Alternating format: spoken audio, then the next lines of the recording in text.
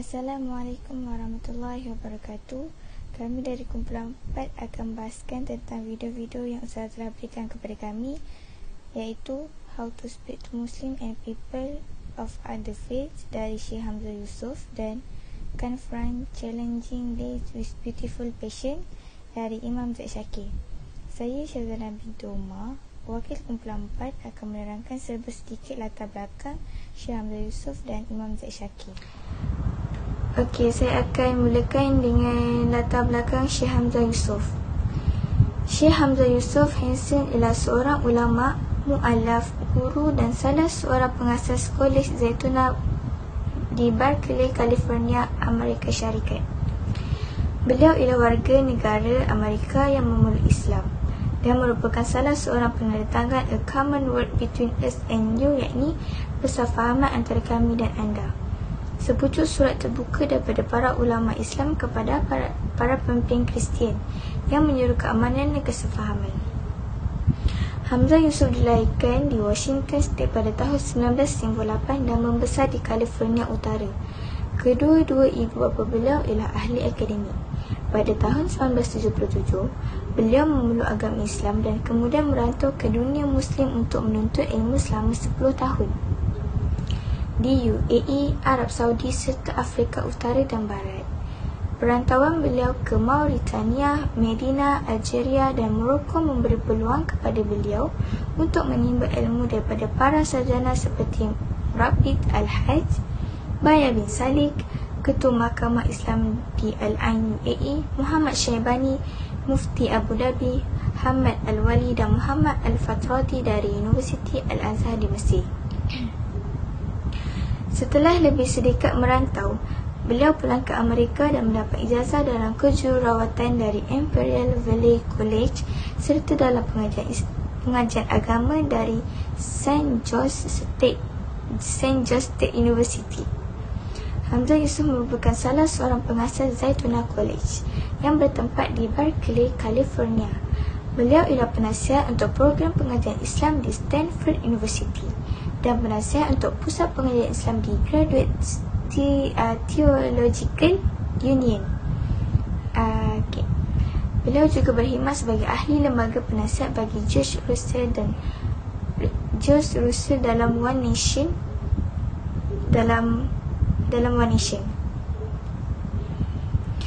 sebuah inisiatif kedermawanan nasional yang mempromosikan pluralisme dan inklusi di Amerika. Selain itu, beliau bertugas sebagai naib presiden untuk Pusat Bimbingan dan Pembaharuan Global yang didirikan dan dipimpin oleh Abdullah bin Bayyah, salah seorang ahli perundangan terkemuka dan pakar dalam ilmu-ilmu Islam di dunia. Hamzah Yusof giat mempromosikan ilmu-ilmu Islam dan kaedah pengajaran klasik ke seluruh dunia. Beliau juga menganjurkan keadilan sosial, keamanan dan kepaduan di kalangan masyarakat dan tempat yang pelbagai. Beliau berhujah bahawa isu mereka lawan kita pada asasnya adalah cacat kerana beliau sendiri tergolong dalam kedua-dua pihak, yakni dunia barat dan dunia Islam, dan tidak mustahil untuk menggabungkan aspek-aspek ini. Hamzah Yusof telah berkhidmat sebagai penasihat kepada banyak organisasi, pemimpin dan ketua negara. Beliau merupakan penginovasi dalam pendidikan Islam moden, pengasas din intensif serta penggerak program rehla pertama di England bersama dengan Syekh Ibrahim Osi-Afa yang telah berjalan selama lebih daripada 15 tahun. Puluhan pemuda-pemudi Muslim dipengaruhi oleh seruan beliau untuk menghidupkan kembali pengajian Islam tradisional di Barat telah merantau ke dunia Islam pada tahun pada zaman 90-an dan awal abad ke-21 untuk belajar. Banyak dari kalangan mereka sekarang bergelar guru. Bersama dengan Isa Baugari, Hamzah Yusof memulakan sebuah cabaran media kepada dunia Arab selaku menjadi juru acara rancangan tersebut selama 3 tahun. Hasilnya ialah sebuah program agama antara budaya yang sangat berjaya, di samping menjadi salah satu program yang paling ditontoni di dunia Arab pada bulan Ramadan. Pengajian media Cambridge menyatakan bahawa program ini menjadi ikutan kepada pengaturcaraan program keagamaan di dunia Arab. Beliau juga telah diwawancara oleh BBC beberapa kali dan dijemput untuk bercakap dalam segmen dokumentari BBC The Face of Islam yang ditayangkan pada jam 11.30 malam 31 Disember 1999 sambil menyambut ketibaan milenia baru. Beliau berani menyuarakan kritikan terhadap dasar luar negara kerajaan Amerika dan juga tindakan balas para ekstremis Islam terhadap dasar-dasar tersebut. Kedua-dua pihak sayap kanan di barat dan pelampau Islam di timur mengkritik pendapat dan hujah-hujah beliau. Bercakap kepada akhbar The Guardian, beliau berkata, ramai orang di negara barat tidak menyedari betapa tertindasnya rakyat lelaki dan perempuan di setengah negara Islam. Ini masalah budaya, bukan masalah agama Islam. Saya lebih rela hidup sebagai Muslim di barat jika daripada tinggal di negara-negara Islam. Kerana saya berpendapat rakyat Muslim di sini dibenarkan cara hidup yang lebih bertepatan dengan ajaran agama Islam. Ramai golongan imigran Muslim yang juga bersependapat dengan saya. Atas sebab itulah mereka menetap di sini. Institut Zaytuna didirikan pada tahun 1996 dan mendapat reputasi antarabangsa sebagai contoh Islam klasik di rantau barat yang berdedikasi untuk membagikan kaedah pembelajaran tradisional dan ilmu-ilmu Islam. Hamzah Yusuf kini menetap di California Utara bersama isteri dan 5 orang anak lelaki. Hamzah Yusuf juga merupakan penulis beberapa artikel, ensiklopedia dan makalah penyelidikan. Antara buku-buku terbitan beliau ialah The Buddha tahun 2003, Purification of the Heart iaitu pembersihan hati 2004, The Content of Character 2004, The Creed of Imam Al-Tahawi 2007, Agenda to Change Our Condition 2007 dan Walking on Water and Water 2010. Yang akan datang adalah doa daripada tertindas dan panduan bermanfaat. Hamzah Yusuf ialah pensyarah berbangsa Amerika pertama yang mengajar di universiti berprestij dan tertua di Maghribi, iaitu Universiti Al-Qarawni di Fez. Okey, kemudian saya akan menerangkan sedikit latar belakang Imam Zaid Shakir pula. Okey, Imam Zaid Shakir Salim lahir pada 24 Mei 1996 di Berkeley, California. Beliau adalah seorang sarjana Muslim dan penulis Amerika yang merupakan pengasas bersama dengan Hamzah Yusuf dan Hatim Bazir, dan ahli fakulti dari Zaytuna College di Berkeley, California, Amerika Syarikat, di mana dia mengajar kursus bahasa Arab, fiqh, sejarah dan kerohanian Islam. Dengan tahun-tahun formatifnya di Connecticut, dia menerima Islam pada tahun 1977 ketika berkhidmat di Tentera Udara Amerika Syarikat, dan tidak lama selepas itu menurunkan namanya menjadi Zaid Shakir Salim. Lulusan summa cum laude, dia memperoleh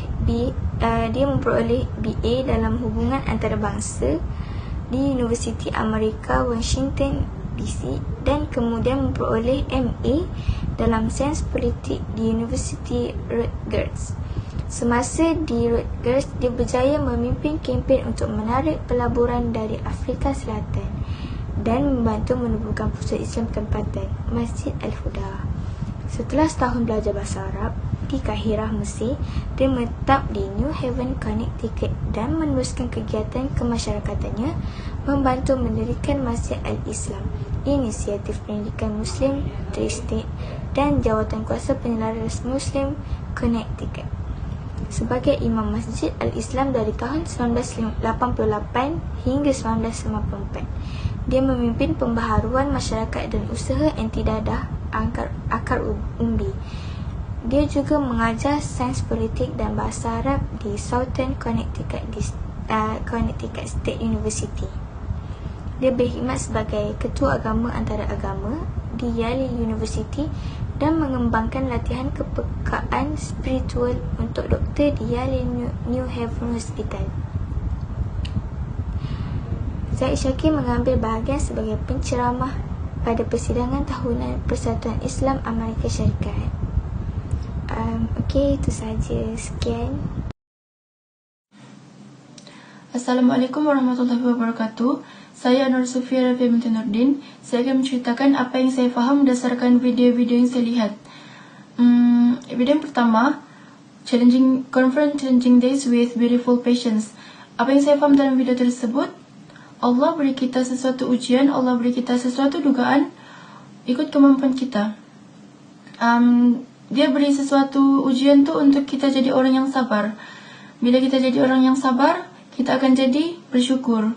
Dalam dunia ni, setiap manusia dia akan hadapi berbeza-beza ujian. Jadi kita mesti redha, kita mesti terima dengan apa yang Allah beri. Sebab apa yang dia beri tu akan ada hikmahnya. Kita mesti yakin yang Allah sentiasa bersama dengan orang-orang yang sabar. Kalau kita tengok, tiada satu orang manusia pun yang tiap-tiap hari happy. Tiap-tiap hari happy yang tiada masalah. Tiada. Semua orang ada masalah. Tapi dari diri kita sendirilah kita mau handle macam mana. Jadi kita mesti sabar. Okay? Bulan Ramadan ni pun ajar kita untuk jadi orang yang lebih sabar sebab kita latih diri kita untuk tahan nafsu daripada makan, daripada minum, daripada mengeluarkan kata-kata yang tidak baik. Kan? Jadi bila kita sabar, kita punya hati akan jadi tenang. Dalam Al-Quran sendiri pun Allah akan ada cakap yang orang sabar ada ganjarannya. Okay, video yang seterusnya, How to Speak to Muslims and Other Faith. Hamzah Yusuf dalam video tu dia ada cakap yang dakwah ni disalahfaham oleh orang Muslim. Sebab diorang anggap yang dakwah ni hanya untuk orang Muslim sahaja, bukan untuk orang lain. Tapi bagaimana kita mahu tambah umat Islam, bagaimana kita mahu ajak orang lain masuk Islam, bagaimana kita mahu ajak orang lain cinta Islam kalau kita cakap dakwah itu hanya untuk orang Islam sahaja. Jadi dakwah ni sebenarnya untuk semua orang, untuk semua agama. Tidak boleh kita cakap dakwah ni untuk Muslim saja. Okay? Ada satu term yang kita selalu gunakan, yang dari sekolah lagi, yang kita selalu diajar untuk saling mengingati antara Muslim, iaitu amar ma'ruf nahi mungkar, membawa kebaikan, mencegah kemungkaran. Kita sebagai orang Islam, kita masing-masing ada peranan tersendiri. Kita ada hak untuk tegur orang, kita ada hak untuk mencegah kemungkaran. Jadi kalau kita macam nampak seseorang tu buat salah, kita tegur je lah. Tapi kita tegur tu dengan berhemah, bukan dengan cara yang buat dia makin marah, makin dia rasa benda tu makin dia membuat. Okay? Syekh Yusuf cakap, sebelum kita melibatkan diri dalam dakwah, kita mesti arif. Kita mesti ada pengetahuan agama untuk dakwah orang. Macam mana kita mau dakwah kalau kita tiada pengetahuan? Nanti orang ikut kita jadi salah. Okay. Hamzah Yusuf dia ada cakap dalam video tu yang ramai orang Muslim yang jauh tersasar daripada landasan agama. Even basic agama pun, asas agama pun dorang tidak tahu. Ialah sebab dorang tidak mengamalkan cara kehidupan Islam yang Allah suruh. Faham ke? Jadi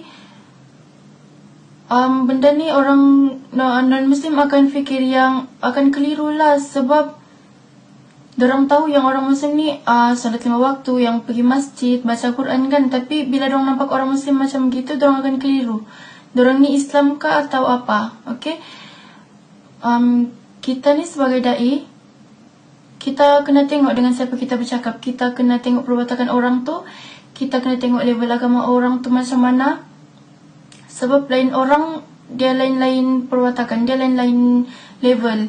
Semua orang tidak sama level. Jadi sebelum kita bercakap, kita mesti tengok dulu. Macam contohnya Nabi Muhammad, kalau dia berdakwah pun dia tengok orang dengan siapa dia bercakap dulu. Contoh, ada satu kisah ni di mana ada seorang Muslim, dia memberi hadiah kepada Rasulullah sebotol arak. Tapi Rasulullah cakaplah yang arak tu haram, arak tu dilarang. Jadi orang Muslim yang orang lelaki Muslim tu cakap dia tidak tahu. Lepas tu dia bisik dengan dia punya hamba untuk jual botol tu. Lepas tu Rasulullah pun bisik dengan lelaki tu. Dia cakap jual arak pun dilarang dalam Islam. Nampak di situ yang Allah tegur lelaki tu dengan berhemah, bukan dengan melenting macam tiba-tiba marah. Kenapa bagi botol arak ni? Bukan. Dia soft spoken. So, kalau kita mau berdakwah dengan orang Muslim untuk mereka lebih dekat dengan Islam, untuk dorang balik kepada Islam semula, kita kena faham mereka. Kita tidak boleh tegur mereka melulu, tidak boleh terus blame mereka. Contoh macam kita tengoklah artis Malaysia kan, kebanyakannya macam adalah beberapa orang artis, dorang buka tudung, dorang cakap ini pun salah satunya ialah daripada netizen. Netizen komen-komen dorang, kecam-kecam dorang. Benda tu kadang kalau kita tengok, benda tu boleh jadi asbab untuk orang buat sesuatu perkara bukan baik tapi jadi lebih buruk. Faham kah? Macam yalah, orang dari pakai tudung, buka tudung sebab mulut orang. Jadi kita ni sebelum kita lakukan sesuatu, kita kena fikir dulu. Kita kena fikir sebelum bercakap. Sebelum kita komen sesuatu kah, kita mesti fikir benda ni baik atau buruk. Sebab benda tu boleh bagi efek dengan orang. Okay, next. Kalau kita mahu ajak orang masuk Islam, kita mesti ada sifat toleransi. Kita mesti kurangkan judgemental, kita mesti kurangkan mengutuk, kita mesti anggap orang tu lebih baik dari kita. Kita tidak boleh downgradekan orang non-Muslim. Kita mesti bimbing dorang lah supaya dorang suka agama kita. Contohnya macam Habib Umar bin Mahfuz, dia seorang ulama di Yaman dan dia ada madrasah. Dia ada seorang student Amerika yang belajar dengan dia lah. Habib tu cakap, kalau kau mau ajak orang Islam, kalau kau mahu ajak orang Amerika masuk Islam, kau mesti pandang mereka lebih baik daripada kau.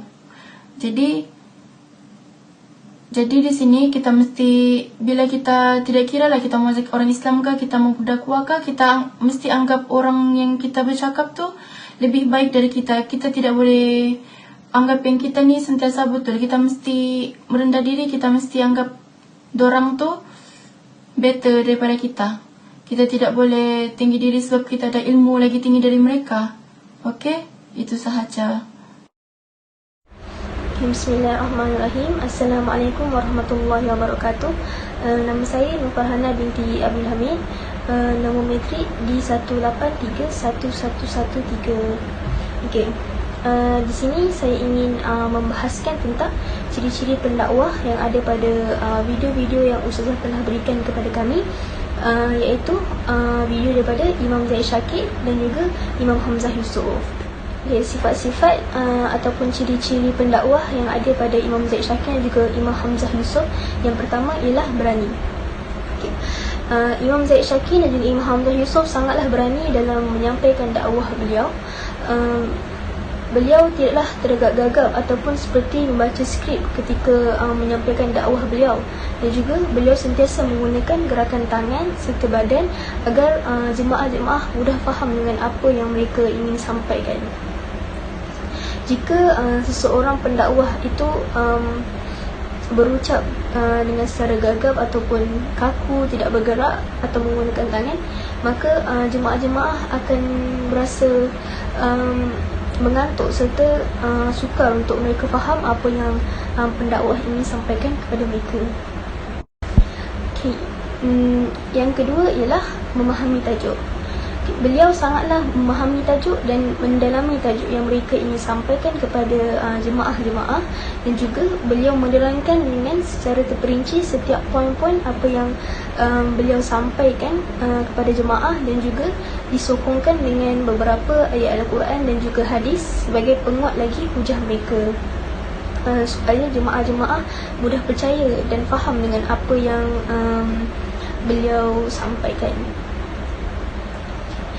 Seterusnya, apa yang saya lihat di dalam video itu, Imam Zaid Syakir sentiasa melakukan eye contact, iaitu pandangan mata kepada jemaah-jemaah semasa berkhutbah, supaya jemaah-jemaah lebih selesa dan bersemangat untuk mendengar khutbah beliau.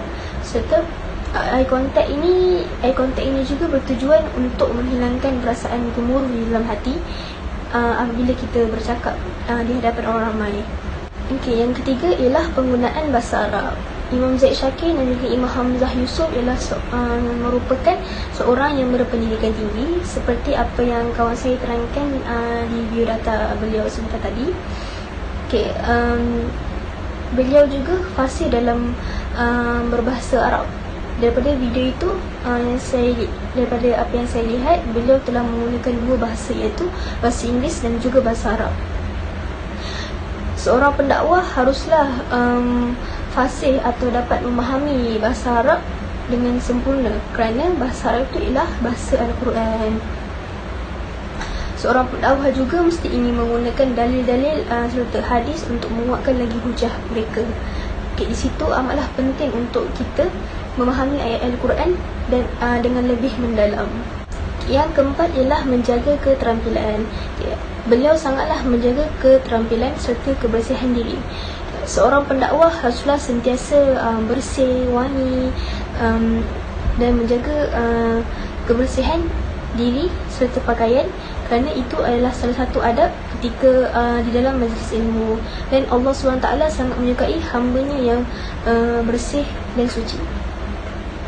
Seterusnya, Imam Zaid Syakir dan juga Imam Hamzah Yusof sangat faham tentang ciri-ciri mad'u beliau, kerana seorang pendakwah haruslah memahami ataupun mengetahui ciri-ciri manusia yang mereka ingin sampaikan dakwah, kerana dengan mengetahui ciri-ciri manusia tersebut, dakwah akan mudah disampaikan dan diterima dengan cara yang berkesan. Okay, dan yang kelima ialah menjaga adab. Beliau juga sangatlah menjaga adab ketika berkhutbah dan bertauliah ketika berkhutbah, dengan membuka kata alwan, dengan selawat ke atas Nabi Muhammad SAW, serta doa-doa agar majlis itu diberkati. Beliau juga tidak menggunakan kata-kata yang kesat ketika beliau berkhutbah ataupun berceramah, kerana seorang pendakwah tidak boleh menggunakan kata-kata yang kesat serta kasar kepada mad'u-mad'unya, kerana ia boleh mengguris hati jemaah-jemaah dan boleh menyebabkan jemaah-jemaah itu tidak mahu lagi mendengar ceramah beliau. Kita juga sebagai pendakwah sangatlah perlu menjaga kata-kata ketika berucap atau di mana-mana sahaja. Nama saya Zata Najwa Azmi. Seterusnya saya akan menceritakan dan ataupun mengolahkan tentang hubung kait antara dua video tersebut dengan pelajaran kita, iaitu pelajaran dakwah dan perucapan awam. Okey, seterusnya kita masuk kepada rukun dakwah. Rukun dakwah ada 4, iaitu pendakwah atau pedai, sasaran dakwah iaitu orang yang didakwah, yang kedua iaitu subjek dakwah, dan yang keempat metodologi dakwah ataupun pelaksanaan dakwah. Okey, apa yang kita faham tentang pendakwah ataupun dai? Okey, pendakwah ni ialah orang yang mempercayai satu prinsip dan beliau telah mengajak orang lain untuk ke jalan yang benar. Seterusnya kita masuk kepada persediaan dakwah. Persediaan dakwah ni ada 3, iaitu daripada sudut ilmu pengetahuan, yang kedua persiapan kepercayaan, dan yang ketiga persiapan akhlak. Ikhlas. Seorang pendai dia perlulah ikhlas kalau dia nak menyampaikan sesuatu dakwah kepada orang yang dia hendak berdakwah. dia perlu menanamkan sifat ikhlas dalam hati dia. Sebab apa? Sebab nak bagi orang faham. Bila dia ikhlas, dia akan sampaikan dengan hati yang tenang. Jadi dia akan membuatkan orang yang hendak dia berdakwah, dia akan membuatkan orang yang hendak berdakwah lebih memahami apa yang dia nak sampaikan. Kita masuk ilmu pengetahuan. Kenapa ilmu pengetahuan ni penting dalam bagi seseorang pendakwah atau pendai? Sebab kalau dia tak ada ilmu pengetahuan, macam mana dia nak berdakwah ke orang? Macam mana dia nak bagi orang tu percaya kat dia, kata dakwah dia tu betul?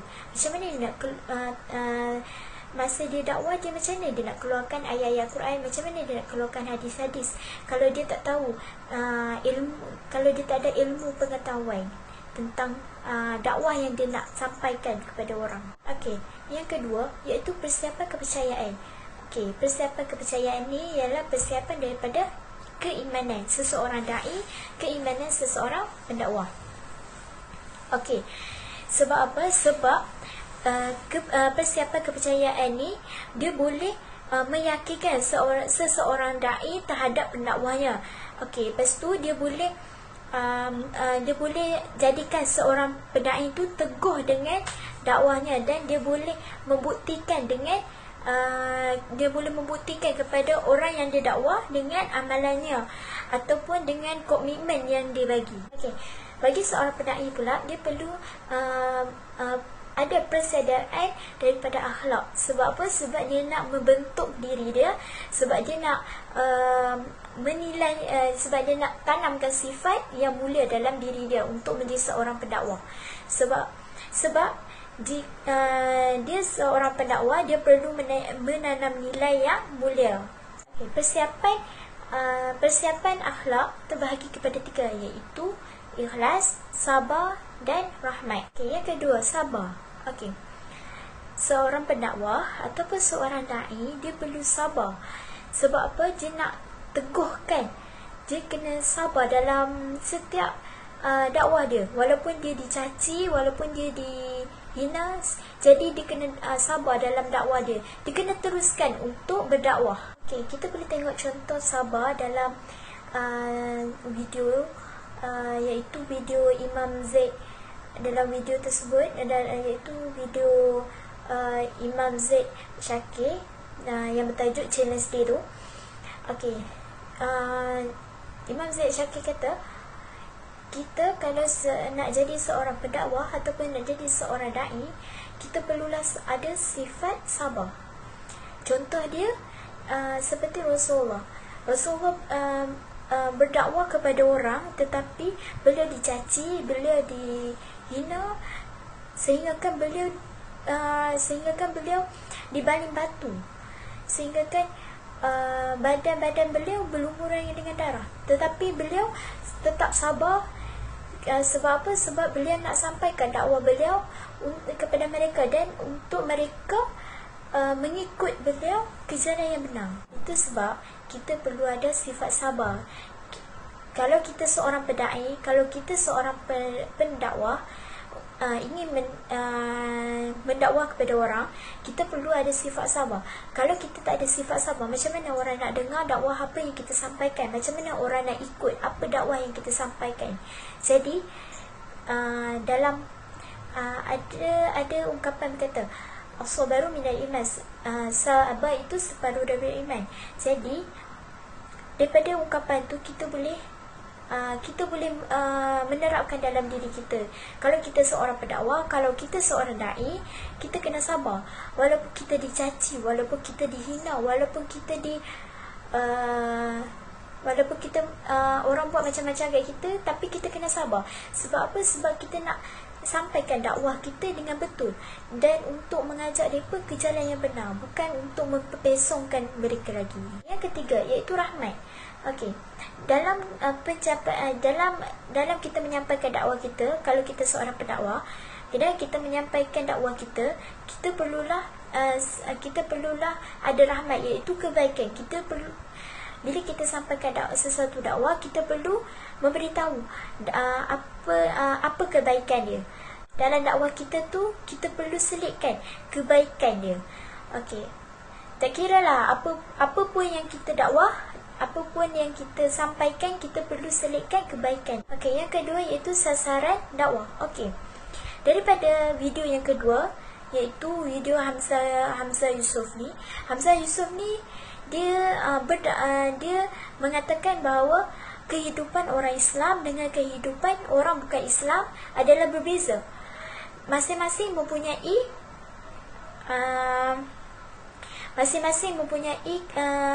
kehidupan tersendiri. Islam cara Islam, orang-orang bukan Islam cara orang bukan Islam.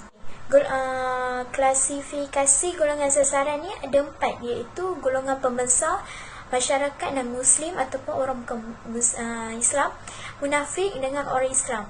Okey, jadi Hamzah Yusof ni dia ingin berdakwah kepada masyarakat non-Muslim dan masyarakat Islam. Dan itulah dia tekankan pasal dia tekankan mengenai kehidupan orang Islam dengan kehidupan orang bukan Islam.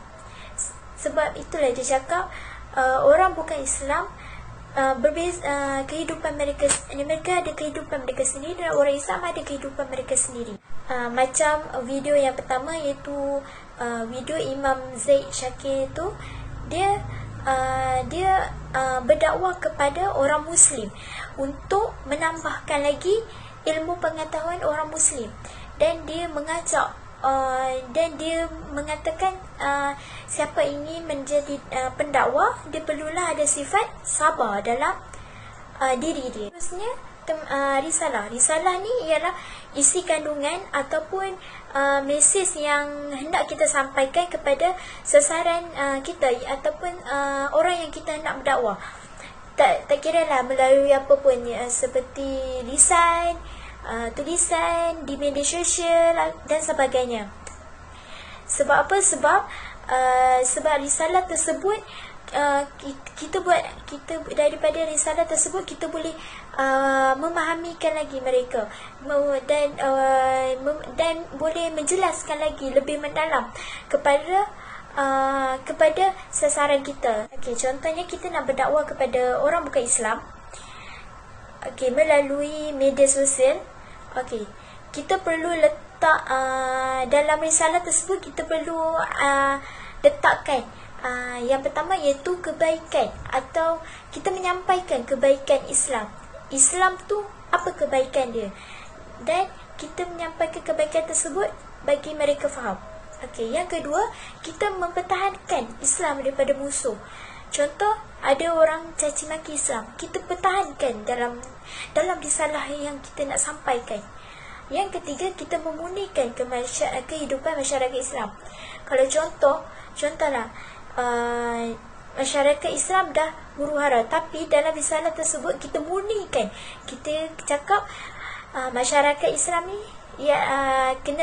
masyarakat Islam adalah kehidupan yang bersatu padu. Okey, yang terakhir, kita perlu dalam risalah tu kita perlu letak serangan Islam secara pemikiran. Okey, yang seterusnya kita perlu ada metodologi dakwah. Okey, metodologi dakwah ni ialah benda yang pertama untuk kita berdakwah. Okey, kita perlu ada 3 komponen ini, iaitu perancangan, medium dengan pendekatan. Kedua, medium ataupun wasilah. Okey, yang bermaksud perantaraan antara pendakwah dan sasaran yang digunakan oleh pendakwah. Okey, lepas tu medium ni dia terbagi pada 3, medium interpersonal, medium luaran dan medium peralatan. Okey, daripada video-video kedua-dua tersebut ialah Imam Zaid Shakir dengan Hamzah Yusof, dia menyebarkan dakwah mereka secara medium luaran. Sebab apa? Sebab mereka pergi ke satu tempat dan mereka berdakwah kepada orang ramai. Okey, itu sahaja yang saya faham tentang antara 2 video tersebut dengan hubung kait dengan pelajaran kita. Sekian, wabillahi taufik, wassalamualaikum warahmatullahi wabarakatuh.